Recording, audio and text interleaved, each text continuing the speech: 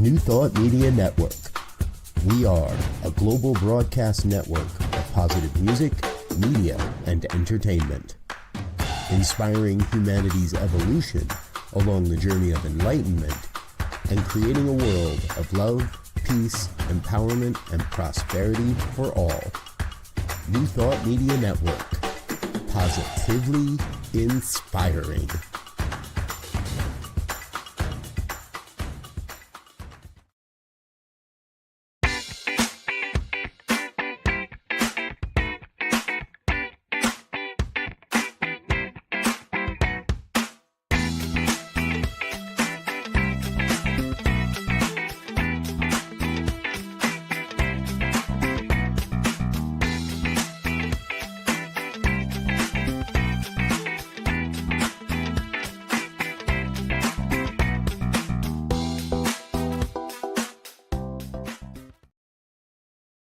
Please help us say thank you to all of our organizational sponsors, including the Hefferland Foundation, Affiliated New Thought Network, International New Thought Alliance, Science of Mind Archives and Library Foundation, Center for Spiritual Living Denver, Center for Spiritual Living Midtown, New Thought Philadelphia, Center for Spiritual Living United Life, Sunshine Cathedral, Planned Happiness Institute, Summit Center for Spiritual Living, One Heart Retreats, Universal Joy Center, Unity Kitchener, Unity Spiritual Center Ottawa, Home Center for Spiritual Living, Satya Center, Begin Within Ministries, Center for Spiritual Living North Jersey,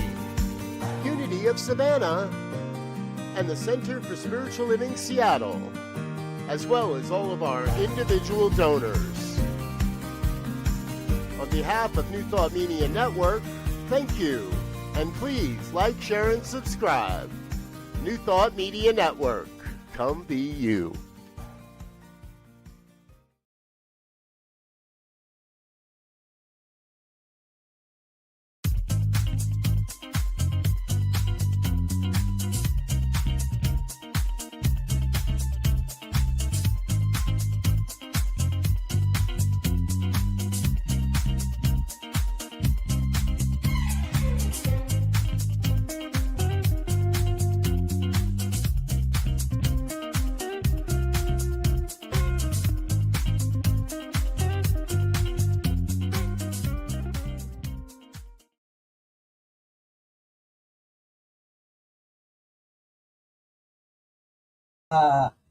Hey everybody, now you can hear me. Welcome to Inclusive Church. Ooh, I just love doing these shows live because you never know what's going to happen. And luckily that was very minor. And the system alerted me, Tracy, you are muted. And we don't want to be muted because there is a lot to talk about today. I am so happy that this month we are focusing on ancient African philosophies and how they relate to New Thought today. And I'm so glad that you have joined me. So if it is easy for you to do and you want to jump in to say hello, please go to the chat or the comment section, depending on which platform you are watching on, and just say hello and tell us where you're from. And then throughout our time today, if you have specific questions or if you have examples of how it all applies to you, then I invite you to use the comment section or the chat section for that purpose as well. So just in case this is your first time hanging out with the Inclusive Church show, two things that are important to know. One is that I'm purposely using the word church, and for a lot of people in New Thought communities, that isn't a word that is used very much, but I'm reclaiming it partially because if we didn't learn anything else during COVID, we were reminded that church is not a building. It is not about a building. It is not about brick and mortar. That our churches are about the people who are coming together to um, learn spiritual principle, apply spiritual principle, practice spiritual principle, teach spiritual principle, and to be able to do that in a way that that you're building a community, right?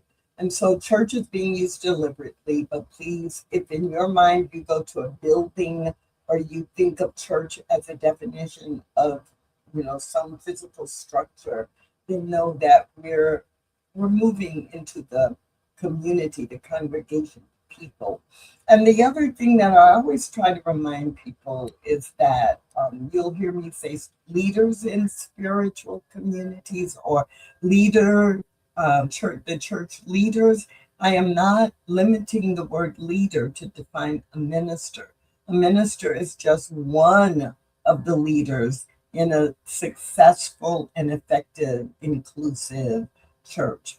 And so when I use the word leader, please, translate that into the person who is leading a ministry team, the person who's coordinating volunteers, the person who is financially committed to support specific programming. The leaders in your church are all the people who on a regular basis are contributing time, talent, and money to having your church be successful. So, having set that as a framework, the theme today, and actually this entire month, the theme is taking or going from ancient African philosophies and cultural norms and spiritual belief systems, looking at some of them and comparing or weighing what they taught and seeing how similar it is to what we teach and what we live today in New Thought communities and New Thought structures. And for Black History Month, I wanted to do something a little bit different. And it is so amazing how so many different African cultures align with New Thought philosophies. So we're not saying that New Thought came directly from these cultures. We're not saying that. What we're saying is that it's important to explore the philosophical alignment around consciousness, around cause and effect, related to spiritual law and living these spiritual principles. And so when we do that, when we study and notice the alignment, then it actually deepens our understanding that this, even though we call it new thought, it's not new strategy, it's not new principle, because we are often reminded that we are teaching universal spiritual principles, which means they're absolute spiritual principles, which mean they have always been in place. So we shouldn't be surprised. And the other piece that you'll hear me weaving in to a certain degree is how so many of the ancient African ideas, the cosmology, the theology, has shown up to influence the way that Black people in America, in the Americas, have lived. And that's also not surprising that there would be cultural traditions passed on informally and to a certain degree genetically, just as happens with all other groups of people. So I want to dive in and again, please feel free to ask questions or to include your comments in the chat. All right. Whew. So in week one, we talked about Kemet and some of the principles that come out of ancient Egypt. And last week, we dove into Yoruba and some of the Yoruban precepts and Yoruban principles, spiritual principles, and how they overlap. And today we're going to just cover the surface of some of the Akan principles and philosophies. So the Akan philosophy, A-K-A-N, Akan, the Akan philosophy really originated in groups of people in West Africa. So if we looked at the geography of Africa as we know it today, we would be looking at areas that would be like Ghana, a large part of Ghana, plus parts of Cote d'Ivoire and some of Togo. So Western Africa, if you're looking at the map, and Western Central Africa, and beginning to go south. The Akan philosophy could be described as community-based, ethical, or defining ethics, and a lot of metaphysical pieces that those things came together to create a system that emphasizes your personhood is an achievement rather than just a biological fact. Another way to say that is that the person you become and how you live your life is what is valued, not just that you were born and you're a human being, right? And that is a fact. But the philosophy is based on how are you to behave, and how are people working together, that everyone's an individual, but no one is an individual. Everyone is individualized, but there is a lot of community focus, how you behave with other people. And so within the Akan philosophy, there are a lot of I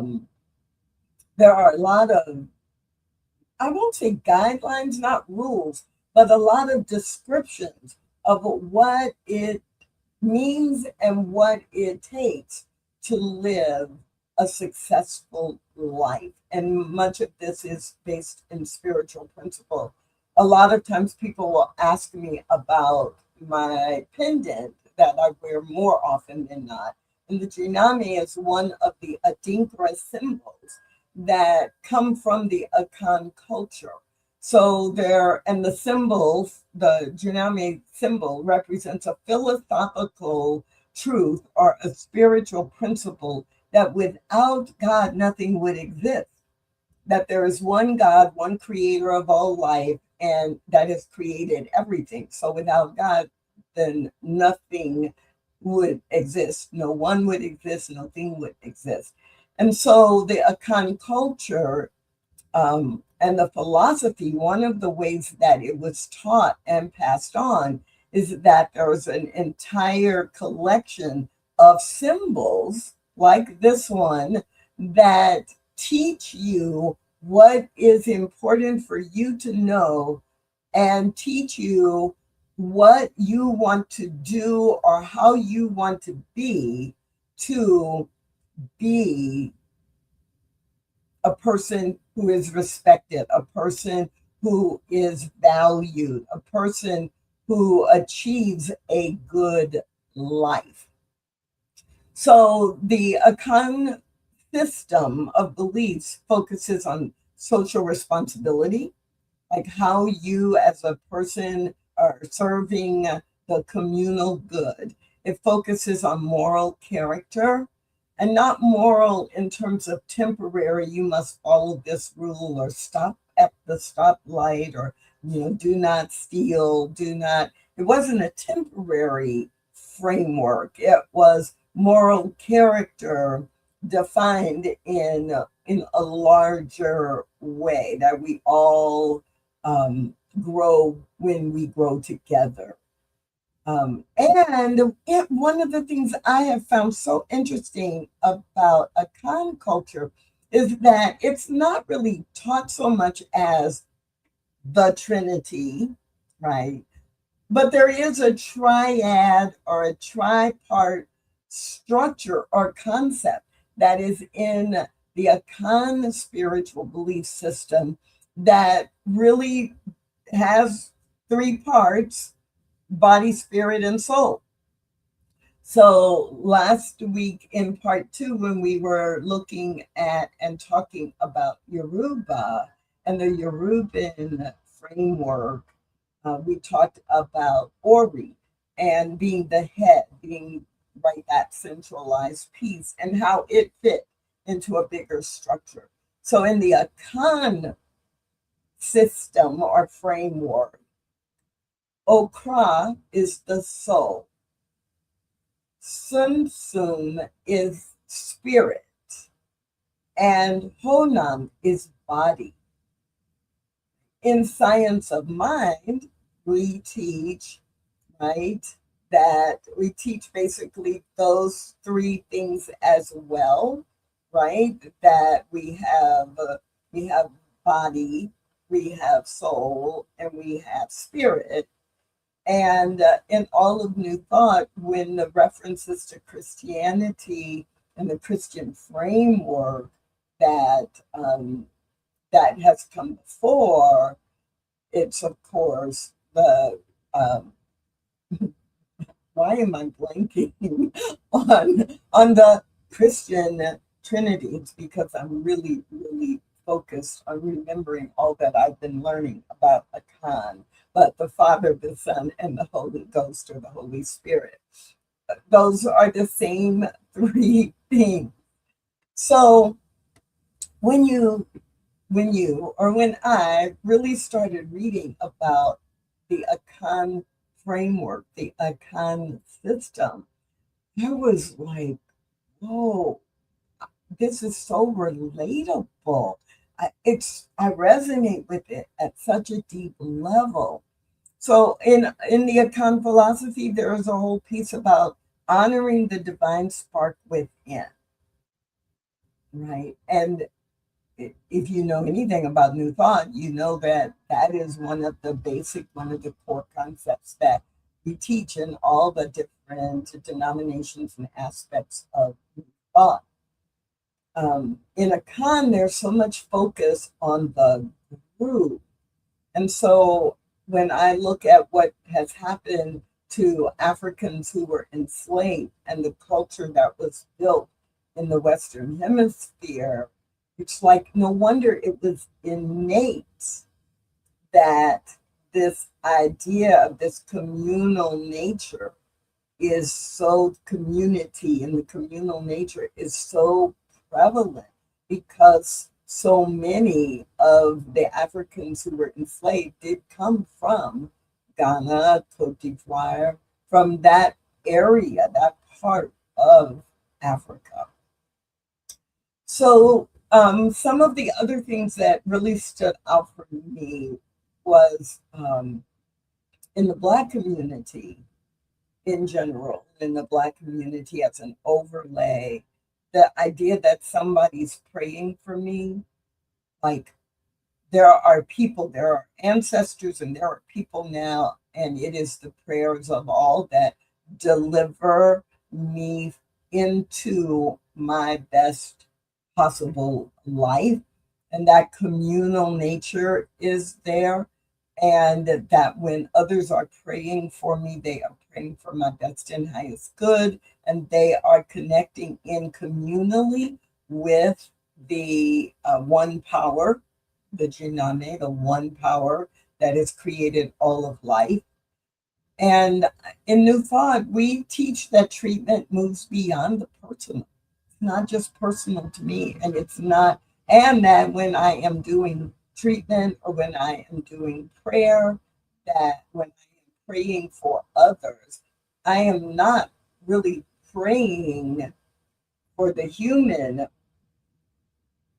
condition or problem.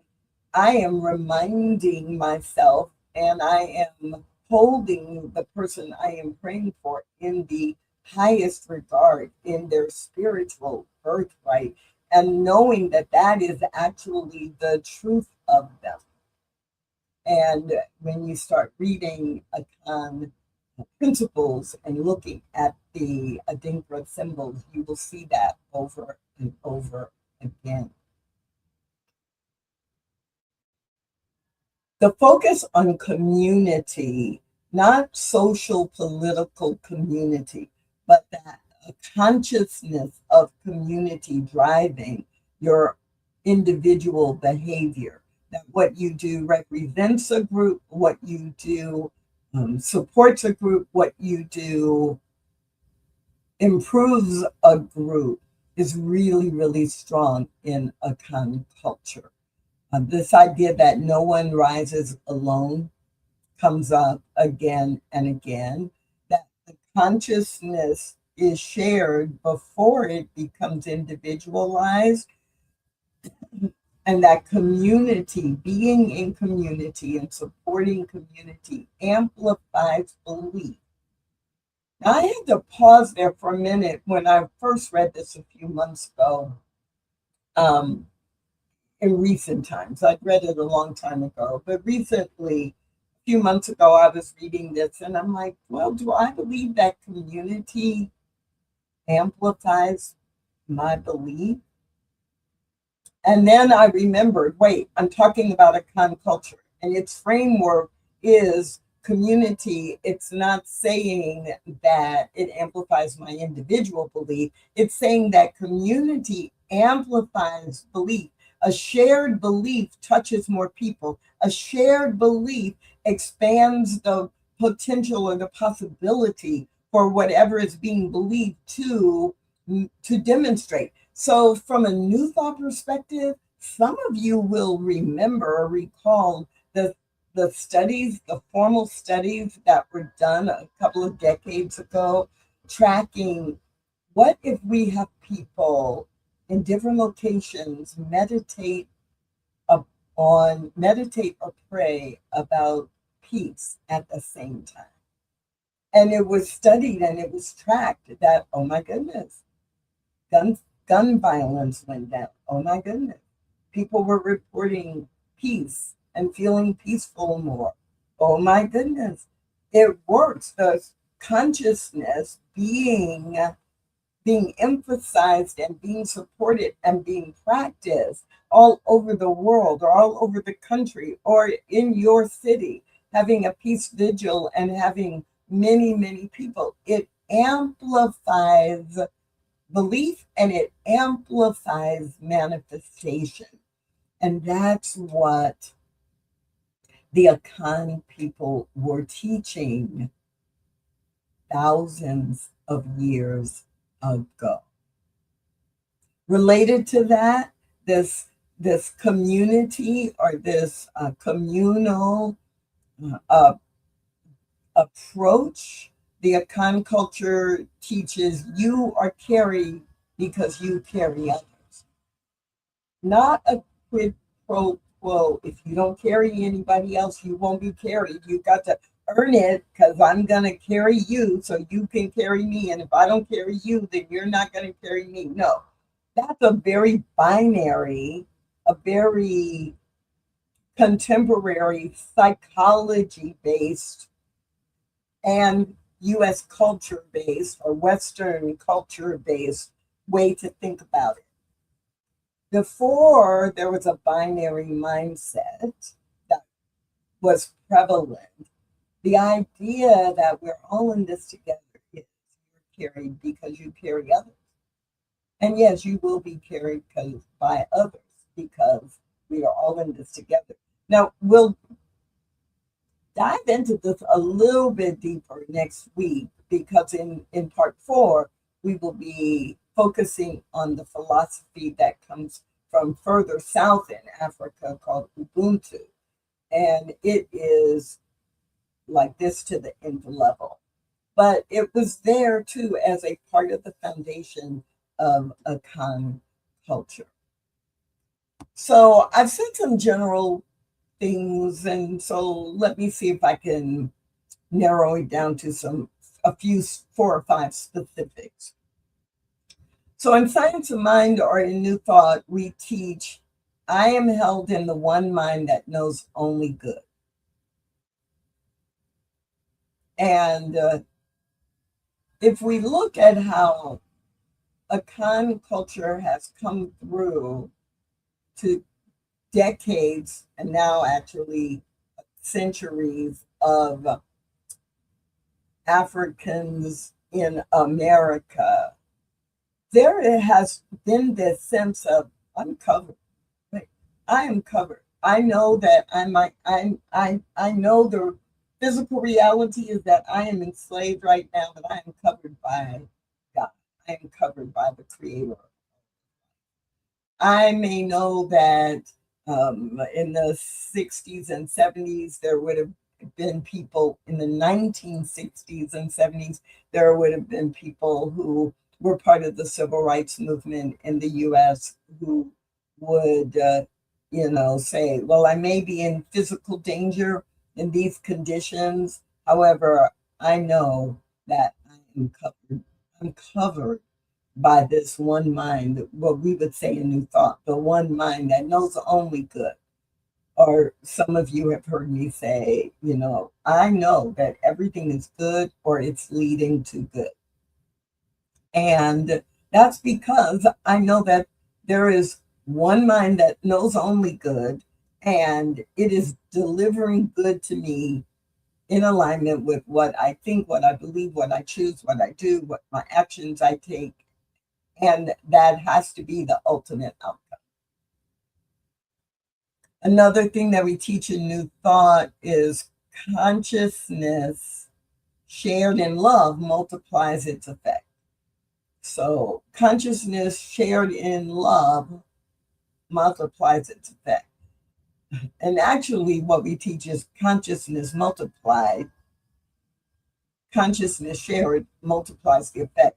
Because really, if what you're teaching and what you're thinking and what you're doing is to create harm, and more and more people get in alignment with that, it multiplies the effect of it.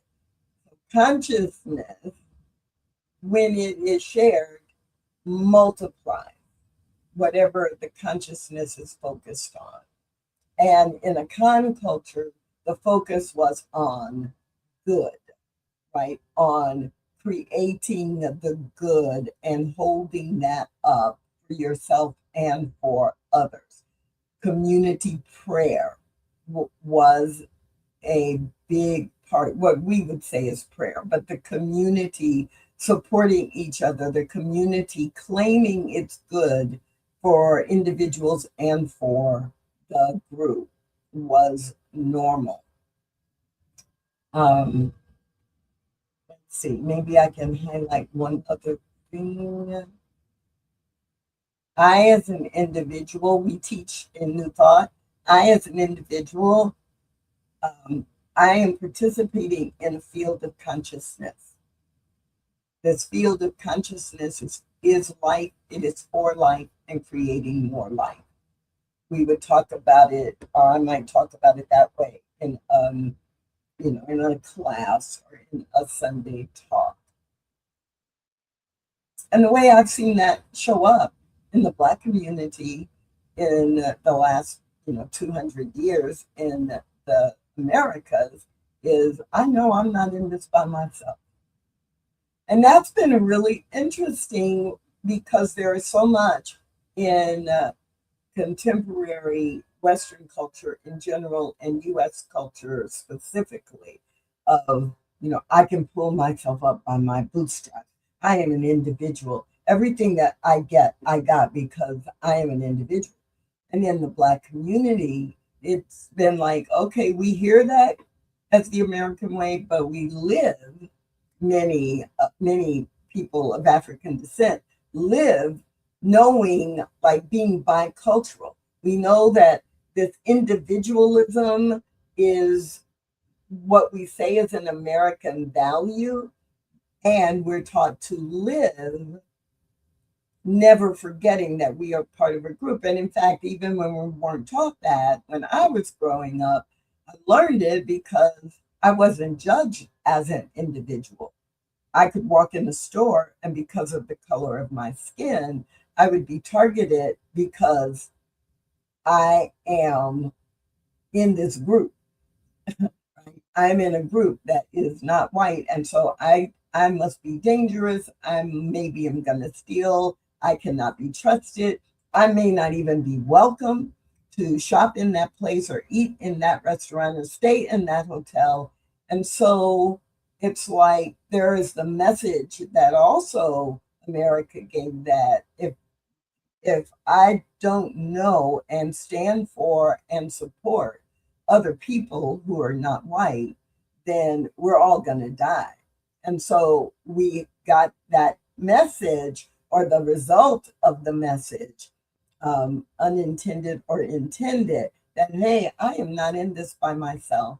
I have to do the things that I can do to support other people who are part of my clan, who are part of my group, who are part of my identity, because we need each other to survive.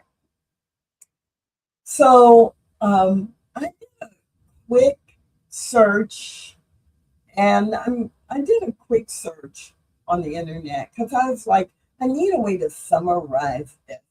And so I asked this question, how does Akan philosophy match to religious science? And then I asked the question, how does Akan philosophy match to the contemporary application of new thought? And it was a good summary. Otherwise, I guess I wouldn't be using it, right? It's a great summary. Let's see if I can pull it up and share it with you, or if I just am going to read it to you. Hey, I guess I'm just going to read it to you because it's not coming up right away. So, how does the Akan philosophy match to contemporary application of new thought? Akan philosophy aligns with new thought by emphasizing the creative power of the mind and the social, moral, and spiritual development of the individual. Centered on the concept of Adwin, which is mind, and Okra, which is soul, it views personhood as a journey of civilization, which matches new thought's emphasis on intentionality and consciousness to shape reality. Then it goes and gives a variety of examples, but closes with this paragraph. Akan philosophy, thus, offers a grounded, community-oriented, and deeply philosophical framework for understanding how to consciously curate one's character, one's life, and one's impact on the world. This is just a tiny snapshot into one of a dozen different African ancient wisdom cultures that really are the ancient wisdom that we refer to when we say ancient wisdom, new thought. It's our job to, yes, think about it in a way of how do we bring this forward in the 21st century and beyond. But it's so good to remember that we are not creating something new.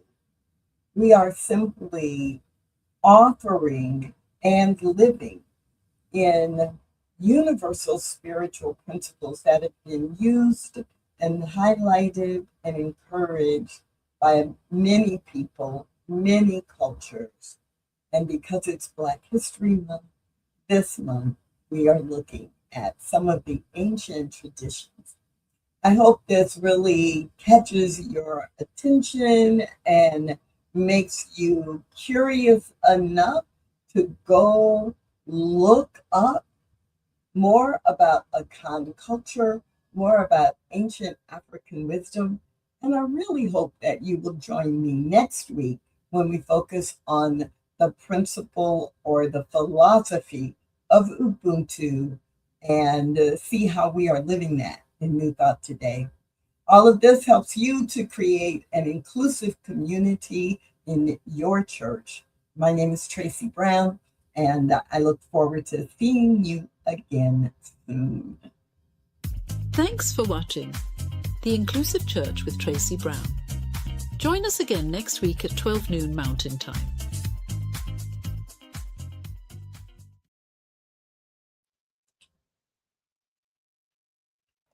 Come expand your spiritual journey. Join us for Just the Talk, Sundays, 1 p.m. to 6 p.m. Mountain Time.